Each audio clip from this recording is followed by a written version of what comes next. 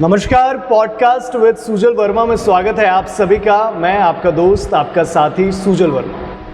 अगर आप क्रिकेट से ताल्लुकात रखते हैं या खास तौर पर आप कण्व नगरी कोटद्वार से हैं, जहां से इस देश का नाम भारत निकल कर आया, तो अगर आप उस शहर से हैं और क्रिकेट से ताल्लुकात रखते हैं खेल जगत से, तो आपने सूरज राणा का नाम ज़रूर सुना होगा। और बल्कि देश में तो बच्चा बच्चा उसकी माँ उसको बचपन में ही एक बल्ला, एक गेंद थमा देती है। वो बच्चा ख्वाब बुनने लग जाता है कि मैं भी एक दिन क्रिकेटर बनूंगा साहब, लेकिन हर कोई बन जाता तो कमाल ना हो जाता।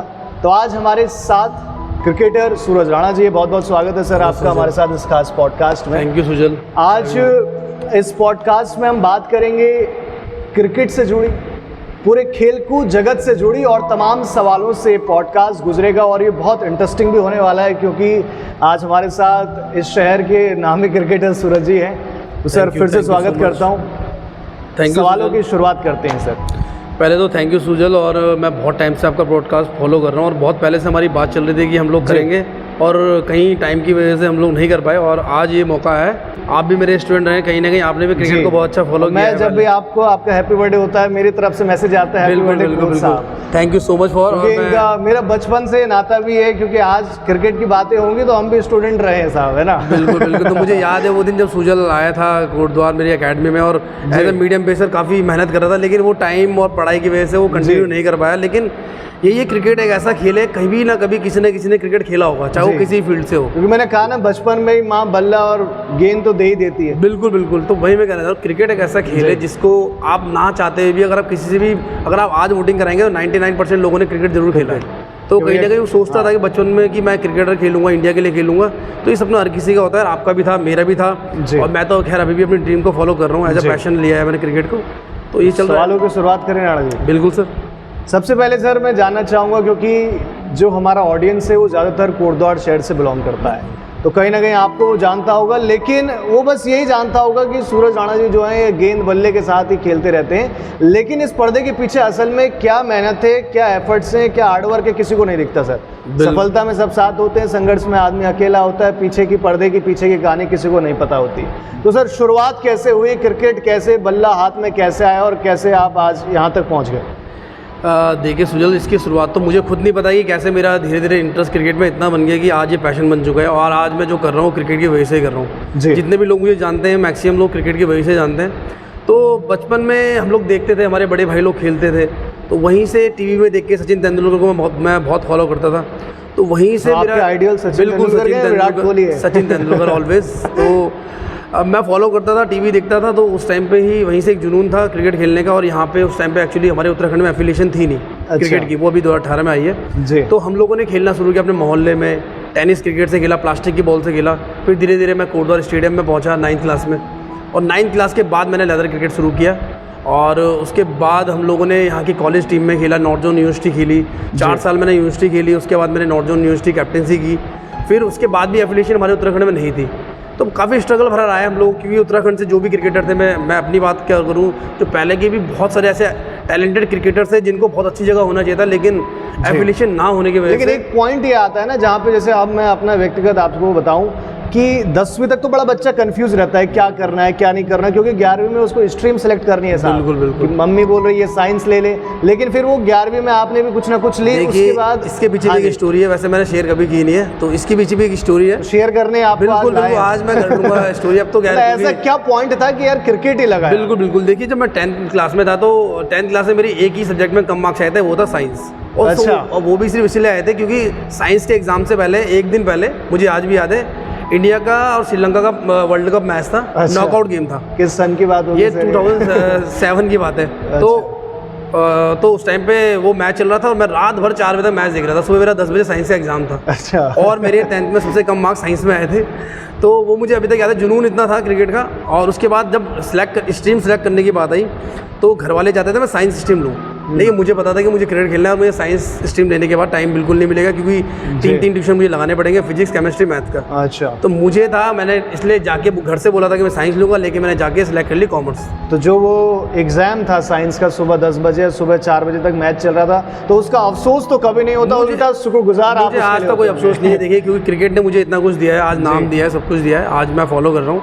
तो अफसोस नहीं था, लेकिन मैं सोचता था कि मैं कितना जुनूनी था और आज भी उतना जुनून बरकरार है। 9th क्लास के का वक्त था जब लगा अंदर से कि यार इसी को देना चाहिए। बिल्कुल, देखिए वक्त तो बहुत पहले था, लेकिन यहाँ पे एक्चुअली हम जिस शहर से आते हैं कोटद्वार में, अब तो फिर भी सुविधाएं हैं कि कुछ अकेडमियाँ बन गई हैं। मेरी अकेडमी, मैंने सबसे पहले अकेडमी यहाँ पे स्टार्ट की थी, पर उस टाइम पे बिल्कुल यहाँ पे सुविधाओं का बहुत ज़्यादा अभाव था।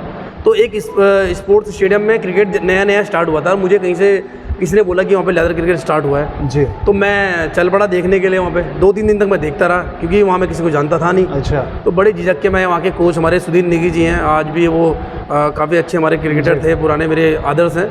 तो उनसे मैं मिला, मैंने उनसे रिक्वेस्ट की, और उसके बाद वहाँ से मेरी जर्नी स्टार्ट हुई, और उसके बाद आज भी आपके सामने क्रिकेट के जी वजह से ही मैं आज तो बैठा। सालों कितना समय हो गया सर एज अ करियर लिए हुए क्रिकेट खेलते खेलते? देखिए 9th के बाद आज मैं मास्टर इन फिजिकल एजुकेशन कर चुका हूँ। और आज मैं क्रिकेट कोचिंग कर रहा हूँ, तो लगा लीजिए 10-12 साल आराम से क्रिकेट खेलते हुए मुझे हो चुके हैं।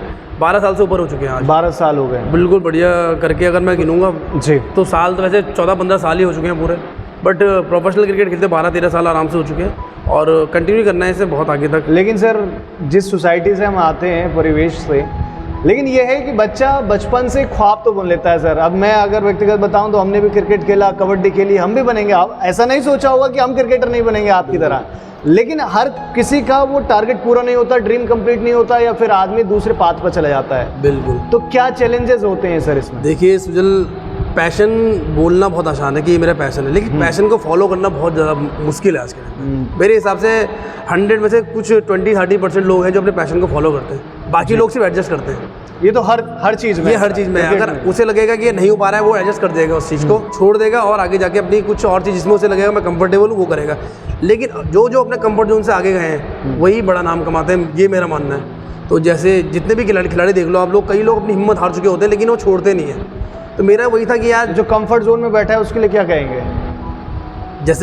जैसे कंफर्ट जोन बोले तो वो मतलब एक होता है ना सर, कभी भी कुछ पाने के लिए आपको कुछ कहीं से तो उठना पड़ता है, तकलीफों में तो जाना पड़ेगा सर। मेरा बिल्कुल ये था, मुझे पता था कि कोटद्वार उत्तराखंड में एफिलिएशन नहीं है, क्रिकेट फॉलो करना है। तो एक टाइम ऐसा भी आया था कि जब मैं क्रिकेट बिल्कुल छोड़ चुका था, जैसे आपको पता ही है कि मैं यहाँ के कोटद्वार कॉलेज का प्रेसिडेंट भी रह चुका हूँ जी, तो उसके बाद आऊँगा मैं भी। बिल्कुल। तो उस टाइम पे ये वो ऐसा समय था जब मैंने क्रिकेट को छोड़ने का बिल्कुल सोच लिया था कि मैं क्रिकेट अब छोड़ दूंगा। लेकिन उसी बीच में हमारे उत्तराखंड में UPL टूर्नामेंट जो अब लाइव आ रहा है, वो उस टाइम पे स्टार्ट हो गया 2015-16 में जी। तो वो UPL से मुझे उम्मीद मिली थी कि यहाँ से हम आगे IPL भी खेल सकते हैं और आगे जाके इंडिया के लिए खेल सकते हैं। तो उसके बाद मैंने दोबारा से प्रैक्टिस स्टार्ट करी, मेहनत स्टार्ट की, फिटनेस स्टार्ट की, और 2 साल लगातार UPL खेला, और उत्तराखंड क्रिकेट लीग भी हुआ था, UCL खेला। तो वो जो वहाँ पे से मुझे रीस्टार्ट मिला था, तो वो आज तक कंटिन्यू, और अभी तक 12-14 साल की जर्नी में भी कंफर्ट जोन की बात चल रही थी, तो कभी तो कंफर्ट जोन में आप चले ही गए होंगे ना? आया कभी ऐसा? देखिए बीच में आया था ऐसा कि क्रिकेट छोड़ के जॉब कर लेता हूँ और एडजस्ट कर लेता हूँ यार, अब ये तो बड़ा शैतान है। बिल्कुल। देखिए दिमाग, क्योंकि हर आज के टाइम पे आपको फाइनेंशियली स्ट्रांग होना बहुत जरूरी है, कोई भी गेम फॉलो करना है, आपको लाइफ स्टाइल जीना है। तो आया वो टाइम भी आया था, लेकिन कहीं ना कहीं मुझे ये था कि यार मैं क्यों ना क्रिकेट से ही अर्निंग भी शुरू करूँ अपनी। तो इसी को लेके मैंने 2017-18 में अपनी क्रिकेट अकेडमी कोटद्वार में पहली क्रिकेट अकेडमी स्टार्ट की थी, प्रोफेशनल। ठीक है, जो शुरू में कोटद्वार में लोगों को लगा था कि यार क्रिकेट अकेडमी में बच्चा क्यों ही जाएगा, और माँ बाप क्रिकेट खेलने के लिए पैसा क्यों देगा जी। तो क्योंकि ट्यूशन के लिए बच्चे, वो सच करके आप वो मैंने आज करके दिखाया, और मैंने अपनी खुली आंखों से देखा है, क्योंकि मेरे को भी याद है करीब उस टाइम में ज़्यादा से ज़्यादा 5वीं-6वीं में पढ़ता हूँ जिस टाइम आता था मैं। बिल्कुल। अब वो देखिए, आपने देखा होगा कि उस टाइम पे क्रिकेट एकेडमी का इतना जुनून स्टार्ट हो चुका था कोटद्वार में। तो उस टाइम से इक्का दुक्का ही होगी, मुश्किल से होगी। तो मेरे हिसाब जितना मुझे याद है कि प्रोफेशनल एकेडमी मैंने ओपन की थी, और उसके 2 या 3 साल के बाद लोगों को कोटद्वार में जागरूक हुए कि नहीं यार क्रिकेट भी हमें सिखाना चाहिए। और आज मैं फख्र के साथ कह सकता हूँ कि जो मैंने उस टाइम पे स्टार्ट किया, डिसीजन लिया था, और आज उसके पीछे सैकड़ों आपको कोटद्वार में ऐसे मिल जाएंगे। कोटद्वार में आज आप देखो, आज कोटद्वार में ग्राउंड बन चुका है, कोटद्वार में एकेडमियाँ चल रही है, कोटद्वार में एसोसिएशन आ चुकी है, और ये सब चीज़ें चल रही हैं। तो वो टाइम और आज का टाइम मैं सोचता हूँ कि वो कहीं ना कहीं स्टार्ट था, तो और आज बहुत बड़ा डिसीजन था, और सही साबित हुआ। लोगों को आज बच्चों को अपॉर्चुनिटी मिल रही है, कोटद्वार के बच्चों को मिल रही है, उन्हें लग रहा है कि हम क्रिकेट में एज अ कैरियर भी आगे बढ़ सकते हैं। तो खुशी होती है एज अ करियर, बहुत बढ़िया चीज़ है कि मैं मानता हर किसी को जाना चाहिए कि नहीं। बिल्कुल, मेरे हिसाब से अगर आपका पैशन क्रिकेट है तो आपको बिल्कुल भी इजीली गिव अप नहीं करना चाहिए। आपको तब तक मेहनत करनी चाहिए जब तक आप उसे कहीं ना कहीं एक लेवल तक ना पहुंचाओ। सेटिस्फैक्शन बहुत जरूरी है, तो मुझे लगता है कॉम्प्रोमाइज़ हमेशा नहीं करनी चाहिए। हालांकि हर किसी की फैमिली कंडीशन वैसी नहीं होती है, बट आपको कहीं ना कहीं खुद से उतनी मेहनत उतना करना चाहिए ताकि आप उस लेवल तक जरूर पहुँचो। 3 चीज़ें स्पोर्ट्स में जाने के लिए: मेहनत और मेहनत, बहुत ज़्यादा मेहनत चाहिए, डेडिकेशन चाहिए, मतलब और फील्ड से ज़्यादा चाहिए कि बराबर ही चाहिए? बराबर ही चाहिए। देखिए आप अगर कोई भी आज आप देखो ओलंपिक में जैवलिन के बारे में कितना सुना था, नीरज चोपड़ा जब से जीते हैं आज बच्चा जैवलिन थ्रो की प्रैक्टिस कर रहा है। तो ये चाहे गेम कोई भी ले लो, मेहनत उतनी ही लगती है जितनी आपको क्रिकेट में लगेगी, फुटबॉल में, हॉकी में लगेगी या जैवलिन में लगेगी। अभी मैं कुछ दिन पहले इधर देहरादून में था तो आपने उनका नाम जरूर सुना होगा, सूरज पवार जो ओलंपिक गए थे। अभी गए थे, बिल्कुल। और रेस वॉकिंग में गए थे, उनका भी मैंने इंटरव्यू लिया तो उनको 14-15 साल हो गया। मैं आपसे कह रहा हूँ, देखिए अभी पैरालंपिक्स में आपने देखा होगा हमारे इतने गोल्ड मेडल आए जी। पैरालंपिक्स एक ऐसा स्पोर्ट्स बन चुका है जो हमारा इतना बड़ा इवेंट है कि जो लोग हिम्मत हार चुके होते हैं लाइफ में, लेकिन स्पोर्ट्स इतना बड़ा मेजर रोल उनकी लाइफ में वो प्ले करता है कि वो इतने एनर्जेटिक हो जाते हैं और आज ओलंपिक में जाके मेडल जीत रहे हैं। तो स्पोर्ट्स एक ऐसा खेल है और मेरे हिसाब से तो हर किसी को कोई ना कोई स्पोर्ट जरूर चूज़ करना चाहिए, चाहे वो क्रिकेट हो। मैं ये नहीं कहता क्रिकेट ही चूज़ करो, कोई भी गेम आप अपनी लाइफ में एक ऐसा गेम जरूर ऐड करो जिससे आप डेली 1 घंटा खेल सको। उससे आपको देखा अलग ही एनर्जी मिलेगी और आपका जो स्ट्रेसफुल लाइफ है उससे बहुत ज़्यादा रिलीज मिलेगा जी। तो स्पोर्ट जरूर ऐड करना चाहिए। मतलब मेहनत मेहनत मेहनत, लेकिन वो सही दिशा में होनी चाहिए, सही गाइडेंस में। हथौड़ा कहीं और मारा तो टूटेगा नहीं साहब। एक और इसमें मैं एक और चीज़ ऐड करना चाहूँगा, मेहनत के साथ प्रॉपर गाइडेंस आपको बहुत जरूरी है, प्रॉपर कोच आपको बहुत जरूरी है जो आपको सही टाइम पर सही गाइड कर पाए। और मैं कहीं ना कहीं इसे भी अपनी जो शहर हमारा कोटद्वार है, कहीं ना कहीं उस टाइम पे वो गाइडेंस नहीं थी हमारे पास कि जो हमें वो अपॉर्चुनिटी दिला पाए कि हम अच्छे लेवल में दिल्ली जाके या कहीं और जाके ट्राई करते, क्योंकि लिमिटेड यहाँ पे सुविधाएं थी, लिमिटेड लोग थे। और आज के टाइम पे अगर कोई बच्चा मेरे पास आता है तो मैं उसको कम से कम 10 जगह ऐसी बता दूंगा कि जहाँ जाके वो अपना कैरियर आगे बढ़ा सकता है। तो उस टाइम पे ऐसे लोगों की कमी थी कोटद्वार में। और वही क्योंकि कोई ना कोई तो चाहिए ना जो जर्नी से निकल कर आया जहाँ वो बच्चा जाना चाहता है। बिल्कुल बिल्कुल। वो कौन बताए? देखिए वो एक्सपीरियंस शेयर करना बहुत जरूरी है। और मैं तो ये हमेशा यही कहता हूँ हर किसी को कि हमेशा उन लोगों के पास नज़दीक ज़्यादा रहो जो आपको पॉजिटिव चीज़ें बताएं, जो आपको नेगेटिव चीज़ें बताएं हमेशा उनसे दूर हो जाओ। सफलता की यही एक चाबी है। अगर आप नेगेटिव लोगों के साथ ज़्यादा रहोगे तो आप नेगेटिव ही हो जाओगे।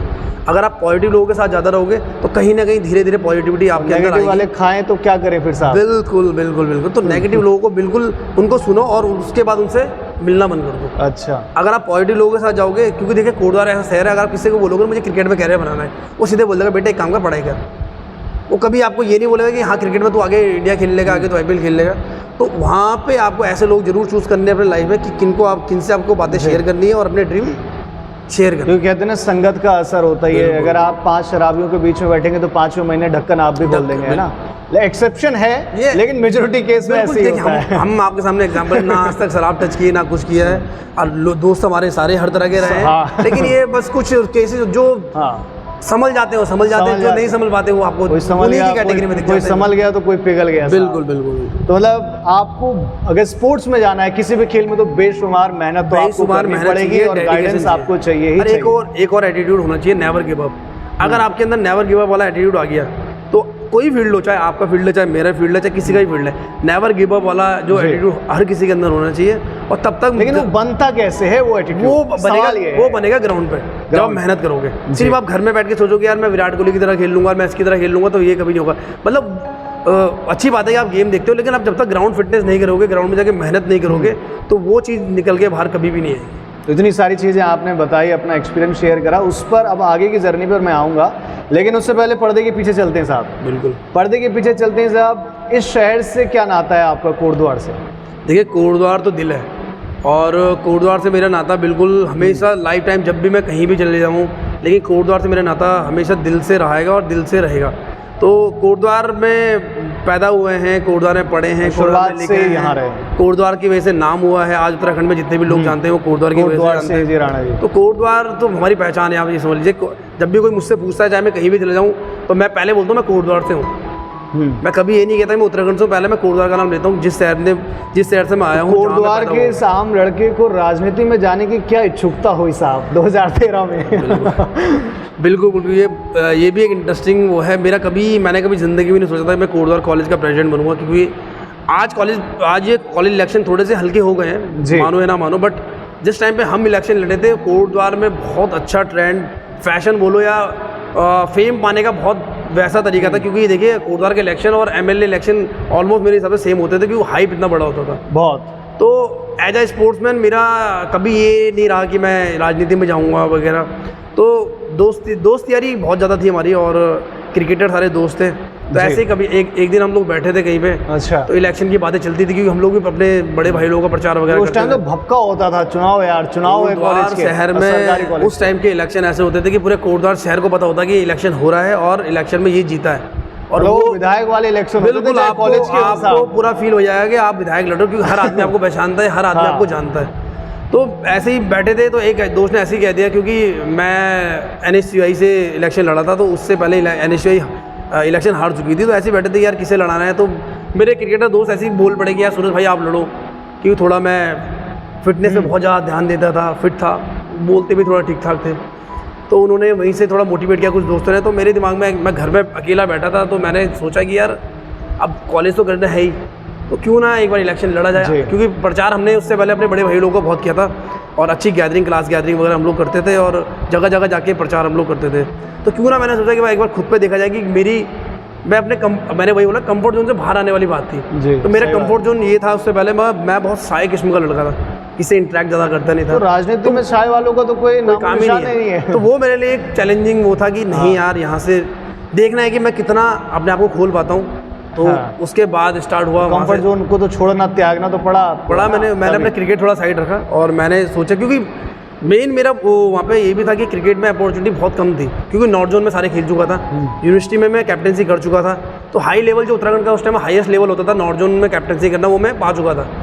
तो उसके बाद जब मुझे एक ऑप्शन मिला कि यार पॉलिटिक्स में आप जा सकते हो और इलेक्शन लड़ सकते हो, और मेरे सामने से अपॉर्चुनिटी आई थी, तो मैंने कहा क्यों नहीं, देखते कंफर्ट जोन से बाहर आते हैं, इसी को देखते हैं। तो मैं इलेक्शन लड़ा और सब दोस्तों के साथ। 2013 की बात है, 13-14 की बात है। हाँ, 12 बोर्ड पे अभी भी नाम लिखा है अगर आप कॉलेज जाएंगे तो है। बिल्कुल डॉक्टर पीताम्बर दत्त बर्थवाल, हिमालयन राज का। बिल्कुल आज भी आप देखेंगे तो वो छोटे मोटे जो हमने काम किए थे उसमें कॉलेज के लिए, जो हमने वादे किए थे बच्चों से, वो मैंने पूरे किए थे, और उसी के कारण है कि आज भी आप जाओगे। आपको सूरज राणा को कितने वोट पड़े थे याद है? बिल्कुल मुझे याद है, अभी तक मुझे ऑलमोस्ट 800 वोट पड़े थे, 800, और मैं 250-300 वोटों से जीत गया था। अपोजिशन में कौन था अध्यक्ष के लिए? एक तो मेरे बड़े भाई अजय शर्मा जी थे और एक मेरे साथी था, 3 लोग थे, जिनमें से मेरे ख्याल से एक की जमानत भी। चुनाव के दौरान लड़ाई तो नहीं हुई थी? बहुत लड़ाइयाँ हुई है, बहुत दंगे हुए हैं, लाठीचार्ज तक हुआ है। मैं आपको बताऊँ मैंने उसके बाद सुना नहीं है कि लाठीचार्ज कोटद्वार कॉलेज में हुआ होगा, तो लाठीचार्ज तक पुलिस वालों को करना पड़ गया था, इतना ज़्यादा। जीतने के बाद क्या माहौल बन गया था कि आम लड़का यार चुनाव लड़ गया सरकारी कॉलेज में? मैं आपको बताऊंगा मेरी जर्नी को, मेरे जो साथ में मेरे स्कूलमेट थे जो भी थे, उन्होंने खुद कभी नहीं सोचा होगा कि सूरज कभी कॉलेज का प्रेसिडेंट बनेगा, क्योंकि मैं जितना शाय किस्म का, बहुत अपने कंफर्ट जोन में रहने वाला लड़का था। तो उसके बाद वहाँ से प्रेसिडेंट बना, और जब सभी शौक थे, घर वालों का भी नाम होना था, क्योंकि ना घर वालों से एक रुपये लिया हमने इलेक्शन लड़ने के लिए, जो था अपने दोस्ती यारी में सबने सपोर्ट किया, बड़े भाई लोगों ने सपोर्ट किया, वहीं से इलेक्शन जीत गए और बस काफ़ी अच्छा। तो ये तो राजनीति है। बिल्कुल। और राजनीति कहते हैं कि हर चीज़ से जुड़ी होती है। बिल्कुल बिल्कुल। आप ना लें, उसे नज़रअंदाज कर दें, लेकिन वो जुड़ी कहीं ना कहीं हर चीज़ से है। बिल्कुल। तो क्रिकेट से भी जुड़ी होगी साहब? ये तो आपने बहुत, ये दुखती रक्त में हाथ रखने वाली बात हो गई, और ये मैं कहूँगा हमारा बहुत दुर्भाग्य है, उत्तराखंड का दुर्भाग्य है, इंडियन क्रिकेट का भी दुर्भाग्य है मेरे हिसाब से। लेकिन उत्तराखंड का मैं बात करना चाहूँगा कि राजनीति बहुत ज़्यादा प्रभावित करती है उत्तराखंड क्रिकेट को, जो मेरे हिसाब से नहीं होनी चाहिए। कैसे? क्योंकि आज आप कोई भी ट्रायल देख लो या कोई भी इवेंट होता है उत्तराखंड लेवल का, हमारे स्टेट लेवल का, तो पॉलिटिक्स इतनी इन्वॉल्व हो चुकी है कि बच्चा अगर टैलेंटेड भी है, बिना फ़ोन के उसका सिलेक्शन नहीं हो रहा है। ये बहुत तो ऊपर से किसी आदमी का कॉल नीचे नहीं आएगा साहब, बिल्कुल आगे नहीं बढ़ेगा। मैंने कई बच्चे कई टैलेंट मैंने ऐसे देखा है, बिल्कुल वेस्ट होता हुआ देखा है, जो सिर्फ एक किसी की बैक नहीं होती है, किसी का फ़ोन करने वाला कोई उनके पास नहीं है, तो वो कहीं ना कहीं धीरे धीरे अपने जो टैलेंट है और अपना जो पैशन है क्रिकेट को छोड़ चुका है। तो ये बिल्कुल नहीं होना चाहिए मेरे हिसाब से। सबसे बड़ा कड़वा सच है उत्तराखंड में क्रिकेट का है। बिल्कुल बिल्कुल, राजनीति बिल्कुल बहुत ही वैसा मेजर फैक्टर है यहाँ पे मेरे हिसाब से। आपको भी तो फेस करनी पड़ी होगी, हुआ कभी ऐसा, या आपका पीछे ऊपर कॉल लग जाता था साहब ऐसे? मैं बता दूँ, बीइंग अ प्रेसिडेंट मुझे कभी भी मैंने कॉल करवा के या ऐसे करके क्रिकेट नहीं खेला है। बट हाँ ये था कि ट्रायल, जब उत्तराखंड रणजी के ट्रायल मुझे अभी तक याद है जो हो रहा था, एक बार जब मैंने 1920 में ट्रायल दिया था उत्तराखंड रणजी ट्रॉफी का, तो उस टाइम पे ऐसा 4 राउंड होते हैं, उसके बाद कैंप के लिए आप सेलेक्ट हो जाते हो। तो मैं ऑलमोस्ट 3 राउंड क्लियर कर चुका था, और चौथे राउंड के बाद मेरा कैंप में सिलेक्शन होना था। तो मैंने तीसरे राउंड में अपने शुरू के 2 राउंडों से अच्छी बैटिंग की। अच्छा। उसके बाद भी तीसरे राउंड में बिना, एक्चुअली दुर्भाग्य ये भी है कि वो विदाउट रीज़न आपको बाहर कर देते, सीधा लिस्ट टंगी रहती है कि भाई ये लिस्ट है, नेक्स्ट राउंड। तो आपको कोई बताएगा नहीं आप क्यों बाहर हुए। इतनी अच्छी बैटिंग करने के बाद आपको बाहर विदाउट एनी रीजन बाहर कर तो दिया। वहाँ भी तो कॉल वॉल चलते होंगे ना बिल्कुल साहब? बिल्कुल। वहाँ पे आपका कोई बड़ा क्रिकेटर से आपकी बातचीत है, आपकी किसी पॉलिटिशियन से बातचीत है, तो ये चीज़ें बहुत ज़्यादा इफेक्ट कर रही है इस टाइम पे क्रिकेट को, जो नहीं होनी चाहिए। जो प्योर टैलेंट है उसे बाहर आना चाहिए। आज आपने देखा होगा इस बार यूपीएल हुआ है, काफ़ी अच्छा यूपीएल इस बार गया है और काफ़ी अच्छा ये इवेंट अभी पूरा बिल्कुल अभी हुआ है और काफ़ी नया टैलेंट निकला है वहाँ से। तो लेकिन कई टैलेंट ऐसे भी थे जिनको होना चाहिए था, वो किसी ना किसी कारण से, सिर्फ इसी कारण से वो नहीं खेल पाए। क्योंकि मैं कई लोगों को, दर्जनों लड़के ऐसे जिनको मैं जानता हूँ जिनको इस टीम में होना चाहिए और जो काफ़ी समय से अच्छा कर रहे हैं, लेकिन वो कहीं ना कहीं किसी रीज़न से वो नहीं हो पाए क्योंकि उनकी प्रॉपर बातचीत ऊपर लेवल पे नहीं है। मतलब जो असल में जिसको मिलना चाहिए उसको मिल नहीं रहा है। बिल्कुल। देखिए यही है ना कि पैसा और राजनीति अगर क्रिकेट में आप डाल दोगे तो कहीं ना कहीं वो अच्छे टैलेंट को बिल्कुल वेस्ट कर देगी। तो मेरा यही कहना है कि ये चीज़ें जितनी जल्दी दूर हो जाएं, पैसा और राजनीति बिल्कुल भी क्रिकेट में नहीं होनी चाहिए। क्रिकेट को बिल्कुल सेपरेट रखो और अच्छे टैलेंट को हमेशा मौका दो, तो जिससे अच्छे क्रिकेटर खेलने को निकलेंगे। आप अभी देखो, आप कितने एक दो एग्जांपल, नटराजन का नाम सुनते हैं कि वो बहुत गरीब फैमिली से आया था, आप यशस्वी जायसवाल का नाम सुनते हैं, लेकिन ऐसे करोड़ों लाखों लोग ऐसे हैं जो क्रिकेट खेलते हैं लेकिन वो इसी कारण से आगे नहीं आ पाते। तो ये बहुत बड़ा क्रिकेट की जर्नी में, स्पोर्ट्स की जर्नी में क्या क्या चैलेंजेस है सबसे बड़े एक एथलीट के लिए? आप देखिए, सबसे पहले तो सुविधाओं का अभाव, आपको प्रॉपर फैसिलिटी नहीं मिल पाती है अगर आप छोटे शहर से हो। कोटद्वार जैसे शहर में वो फैसिलिटी आपको नहीं मिल पाएगी जो देहरादून में मिल पाएगी। नंबर एक ये है। दूसरा है, आप प्रॉपर गाइडेंस आपको नहीं मिल पाती है, प्रॉपर कोच आपको नहीं मिल पाता है। नंबर दो ये बहुत ज़रूरी है। तीसरा है हार्डवर्क, आप कितनी मेहनत करते हो। अगर ये तीन चीज़ें आपको मिल जाए आज भी, तो मेरे हिसाब से क्रिकेटर, सबसे बड़े चैलेंज ये तीन बहुत बड़े चैलेंज है। और फाइनेंशियल देखिए कंडीशन होना भी आजकल कहीं ना कहीं एक, जैसे कहते हैं ना, गोल्फ एक ऐसा खेल है जो सबसे महंगा खेल है। बिल्कुल। जिमिंग भी बहुत महंगी वो है स्पोर्ट। क्रिकेट कितना महंगा है? क्रिकेट भी महंगा, मेरे ख्याल से क्रिकेट भी उतना ही महंगा हो चुका है आज के टाइम पे, क्योंकि क्रिकेट के इक्विपमेंट्स इतने महंगे आ रहे हैं। मैं जब आपके पास आया तो आपने मुझे, हम तो 1500-2000 का बल्ला भी हमारे लिए बहुत बड़ा होता है, जिसमें सौरव जी का वो किसका साइन होता है, गवास्कर साहब। बिल्कुल। तो आपने मुझे बताया कि 20-30 हज़ार इससे भी महंगे होते होंगे। मैं बता रहा हूँ, मैंने जितना पैसा अपने क्रिकेट में खर्च किया, मैंने कभी किसी चीज़ में खर्च नहीं हुआ। और मैं जब लोग नहीं खेलते थे उतने महंगे बल्ले से, मैं उस टाइम पे भी वो बल्ला यूज़ करता था, SG Sunny gold, SG Sunny टनी। और आज भी मैं यूज़ कर रहा हूँ, तो 17-18 हज़ार के बल्ले आज भी यूज़ करते हैं हम लोग। तो क्रिकेट भी कहीं ना कहीं एक महंगा खेल हो चुका है। और मैं यही कह रहा हूँ कि कई लोग अफोर्ड नहीं कर सकते, कई लोग कर लेते हैं कि जिनको एक अच्छा गाइडेंस मिल जाता है, अच्छा कोच मिल जाता है, तो हेल्प हो जाती है बच्चों की। तो मैं खुद चाहता हूँ, देखिए कोटद्वार में मैं 7 साल से अकेडमी चला रहा हूँ। मेरे कोटद्वार की एकेडमी में 10 से 12 बच्चे हर साल फ्री में कोचिंग लेते हैं, मैं देता हूँ उन्हें। आप भी जब आते थे आपने देखा होगा, तो कई लोगों की फ़ीस मैंने माफ़ की हुई है।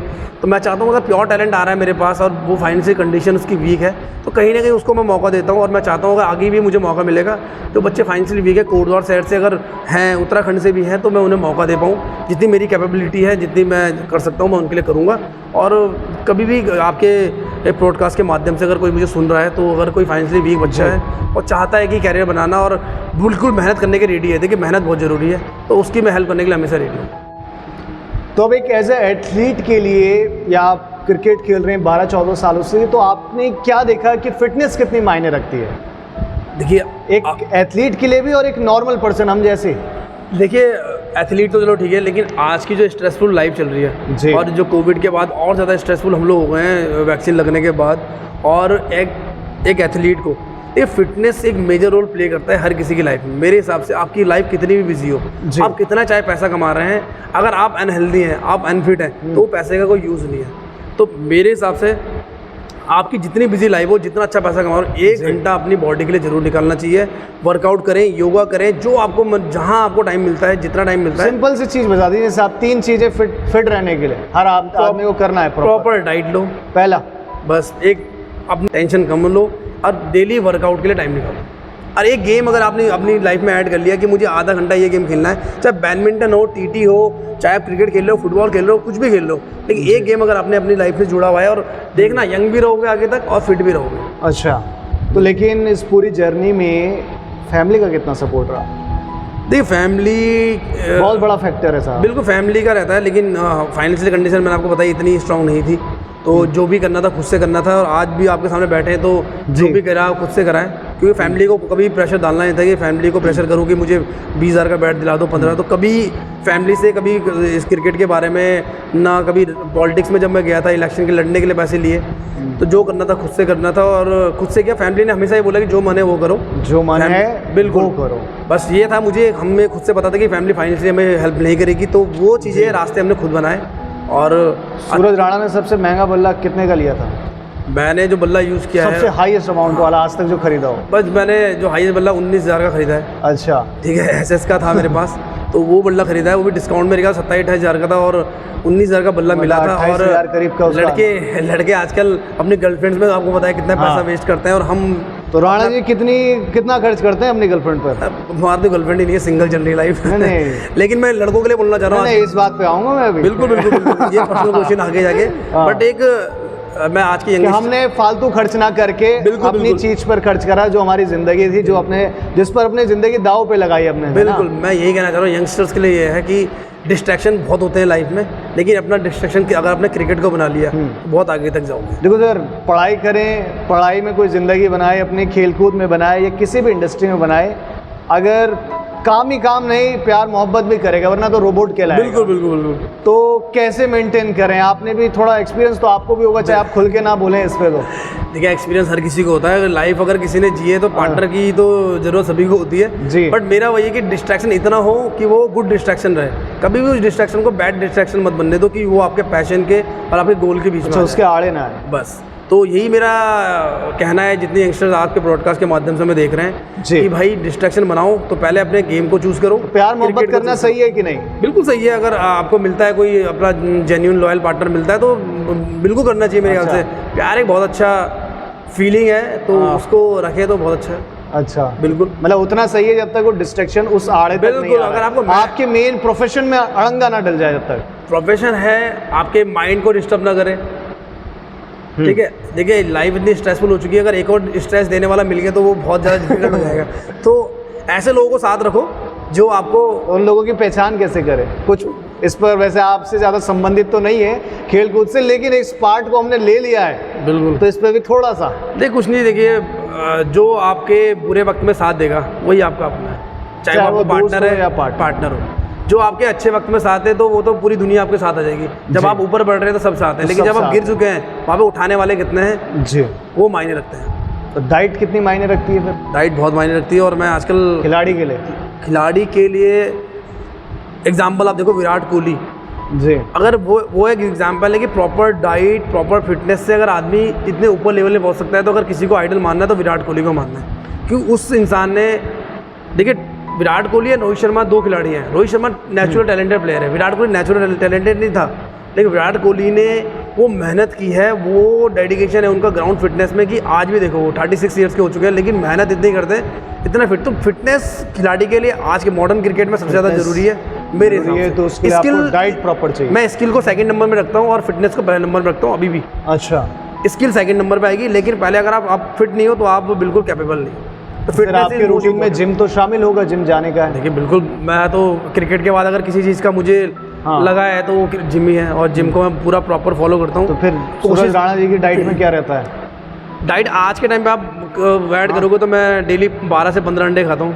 अच्छा, ये मेरा रेगुलर है, और आज से 4 साल से मैं फॉलो कर रहा हूँ। सुबह मैं 4 अंडे खाता हूँ, शाम को मैं 8 से 9 अंडे खाता हूँ। अच्छा। ये आफ्टर वर्कआउट, ये मेरा रेगुलर है, और मैं कोशिश करता हूँ कि फालतू तली हुई चीज़ें और मीठा अवॉइड करूँ, और प्रॉपर तो चल जाता हेल्दी डाइट लूँ। कभी कभार चीट मैं करता हूँ, बाकी मैं खाता सब कुछ हूँ, आपको बता दूँ। अच्छा। हफ्ते में एक बार मैं हर चीज़ खाऊंगा जो मेरा मन है, चाहे वो मोमोज हो चाहे कुछ भी हो, लेकिन खाऊंगा। लेकिन मैं उसके बाद वो चीज़ें जो खाता हूँ वो सारी जिम में निकाल देता हूँ, उतनी ही अपने वर्कआउट में निकालता हूँ जो मैं फालतू चीज़ें खाता हूँ। तो मेरा ये कहना है, खाना सब चाहिए, बट आपको पता होना चाहिए कि उसको हमने कम कैसे करना है। एज ए एथलीट तो बहुत ज़रूरी है, लेकिन साथ ही साथ नॉर्मल आदमी के लिए भी डाइट प्रॉपर होना मस्ट है। आज के टाइम पे तो बहुत ज़्यादा ज़रूरी है। आप अपनी जितना अच्छा आप डाइट लोगे उतना अच्छा आप फील करोगे जी, ठीक है। लेकिन सर, जैसे पूरी जर्नी आपने बताई, आप सबसे बड़ी बात कि इस शहर से निकलकर, उत्तराखंड से निकलकर, देश से निकलकर दुबई गए, वहाँ साल भर 2 साल खेला, तो वहाँ की क्रिकेट यहाँ के क्रिकेट में कितना अंतर है और वहाँ जाके क्या चीज़ें सामने आई? खेलते खेलते? बिल्कुल, ये पिछले साल की बात है। तो मैं पिछले साल दुबई, शारजाह ये गया था और मुझे मौका मिला वहाँ पे भी थोड़ी बहुत क्रिकेट खेलने का। हालांकि मैं गया कुछ और पर्पज से था, बट वहाँ पे मुझे ऐसे अपने फील्ड के लोग पहला प्यार मिल गया। बिल्कुल, क्रिकेट मिला और मैं अपना क्रिकेट किट साथ लेके चलता हूँ, तो मैं क्रिकेट किट यहीं से लेके चला था कि मुझे यहाँ से लेके जाना है। और मैंने देखा वहाँ पे, देखिए यहाँ से दिखती है दुबई की लाइफ बहुत अच्छी दिखती है, बहुत लग्जरियस दिखती है, लेकिन मैंने वहाँ देखा है, बात ये लोगों से फील किया है। और क्रिकेट मेरे हिसाब से दुबई की, शारजाह की, यूएई की क्रिकेट में इतना मेजर रोल प्ले कर रहा है वहाँ के लोगों का स्ट्रेस दूर करने के लिए। वीकेंड में आप देखोगे हर कॉर्पोरेट वाला सिर्फ वेट करता है कि कब संडे आएगा, कब सैटरडे आएगा और मैं क्रिकेट खेलने जाऊँगा। इतनी स्ट्रेसफुल लाइफ है, तो वो क्रिकेट इतना मेजर रोल प्ले करता है और काफ़ी अच्छी क्रिकेट वहाँ पे कॉर्पोरेट क्रिकेट हो रही है। और कॉर्पोरेट वाला तो यहाँ नहीं, आप गुड़गांव, नोएडा भी जाओगे, आप वहाँ भी देखोगे कि इसके कॉर्पोरेट वाला सिर्फ वेट कर रहा है सैटरडे और संडे का, कि बस सैटरडे संडे आए और मैं क्रिकेट खेलने ग्राउंड में पहुँच जाऊँ। एक आदमी अपना स्ट्रेस कम करने के लिए क्रिकेट खेल रहा है, लेकिन वहीं दूसरा आदमी अपना स्ट्रेस करने के लिए बिल्कुल, ये भी बहुत ज़्यादा है वहाँ पे, बड़ा अंतर है। बिल्कुल, देखिए वही ना प्रायोरिटीज की बात है, सोच की बात है। सोच की लोग क्रिकेट को यूज, अब ऐसा वो नहीं कि कैरियर यूज कर रहे हैं, वो अपने स्ट्रेस दूर करने के लिए अपना गेट टुगेदर, दोस्तों से मिलना हो जाता है। कई दोस्तों से आप पूरे हफ्ते भर नहीं मिलते, लेकिन क्रिकेट ग्राउंड हो जाता है जहाँ पे वो दोस्त आपको संडे में जरूर मिलेगा। तो क्रिकेट एक ऐसा मेजर पार्ट है, मेजर रोल प्ले कर रहा है आजकल हर किसी की लाइफ में, कि लोग मिल रहे हैं, लोग जुड़ रहे हैं, नए लोगों से मिलने का मौका मिलता है आपको अपनी लाइफ में। ऐसे लोग ही मिलते हैं जो क्रिकेट बहुत पहले प्रोफेशनली खेलते हैं लेकिन किसी कारणवश नहीं खेल पा रहे हैं, तो ये बहुत अच्छा पार्ट है। दुबई में क्रिकेट काफ़ी अच्छी है, मैंने काफ़ी कॉर्पोरेट क्रिकेट वहाँ पे खेली है, बी डिवीज़न भी खेला है कुछ मैचेस, तो काफ़ी बढ़िया एक्सपीरियंस रहा दुबई का भी। तो मतलब धीरे धीरे इतने सारे टूर्नामेंट्स खेले, रणजी तक के ट्रायल में पहुँचे, तो एक चीज़ कहीं ना कहीं आ जाती है इस पूरी जर्नी में, जिसे कहते हैं अहम, ईगो। बिल्कुल आया होगा। देखिए एक चीज़ जो मैं अपने पे आज भी और पहले भी और अभी तक मानता हूँ, चाहे मैं प्रेसिडेंट बना था, चाहे मैं क्रिकेट में इतना अच्छे लेवल पे खेला, एक चीज़ जो मैंने अपनी ज़िंदगी में कभी नहीं आने दी और जिस कारण से जो लोग मेरे साथ जुड़े हैं, आज तक जुड़े हुए हैं, वो है ईगो। कभी ना ज़िंदगी में ईगो आया है, ना ज़िंदगी में कभी ईगो आएगा। जब थोड़ा थोड़ा वो लेने लग जाता है, जिस इंसान के अंदर ईगो आ गया है, अहम आ गया है, वो इंसान आपको समझ लेना वहाँ से धीरे धीरे खत्म होना शुरू हो जाएगा।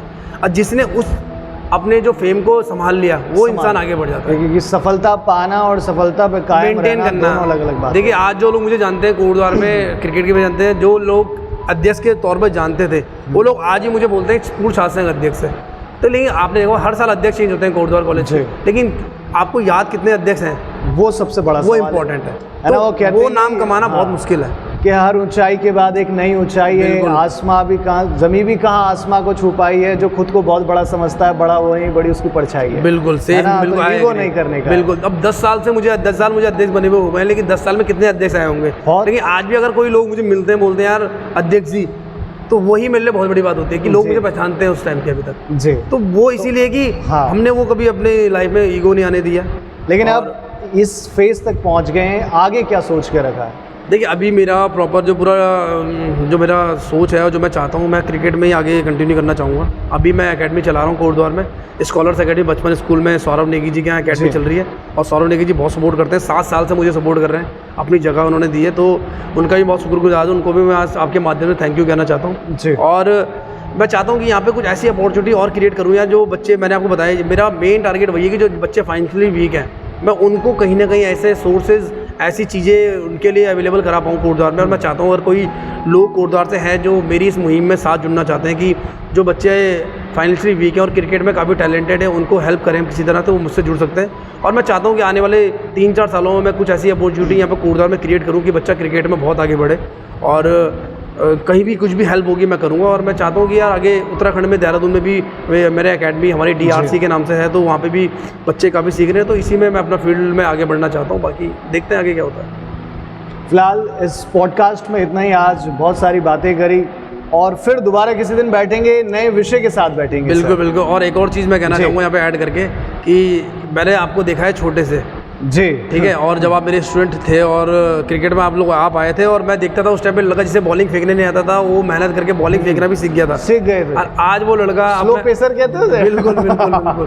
और आज वो लड़का आज अपने पैशन को फॉलो कर रहा है। देखो भाई, तुमने धीरे धीरे उसे पैशन बनाया। हेरिटेज में मुझे पता है, हेरिटेज में पढ़ते थे, वहाँ पे पार्टिसिपेट करते थे, और मैंने तुम्हारा एक कंपटीशन भी हमारा हुआ था कोटदार गॉट टैलेंट में, उसमें भी तुमने मैंने वहाँ पहली बार आपको सुना था। और आज आप अपने पैशन को फॉलो कर रहे हो, मेरी शुभकामनाएं आपके साथ है कि आप ऐसे आगे बढ़ो। और मैं यही कहना चाहूँगा कभी भी इस चीज़ को छोड़ना नहीं है, यहाँ से आगे निकलना। और मैं चाहता हूँ कि आप एक दिन आज तक और एबीपी न्यूज़ के एंकर में तौर पर देखना चाहता हूँ, और आपका साथ बना रहे, मेरा साथ हमेशा साथ रहेगा। जब सबसे बड़ी बात जो आपने कही थी कि आपको नेवर गिव अप वाला बस बस बस ये जो एटीट्यूड है फॉलो करना है, और आपके अंदर टैलेंट है वो मैं देखता हूँ। और मैं मुझे बहुत खुशी होती है जब मेरा कहीं ना कहीं मेरे स्टूडेंट हो आप, मुझे खुशी होती है कि मेरा स्टूडेंट आज टीवी पे आ रहा है। तो मैं चाहता हूँ आपको आज तक में देखना, एबीपी न्यूज़ में देखना, आपका साथ है। तो मेरी शुभकामनाएं आपके साथ। बहुत बहुत धन्यवाद सर, थैंक यू। इस पॉडकास्ट से जुड़े रहने के लिए बहुत बहुत धन्यवाद।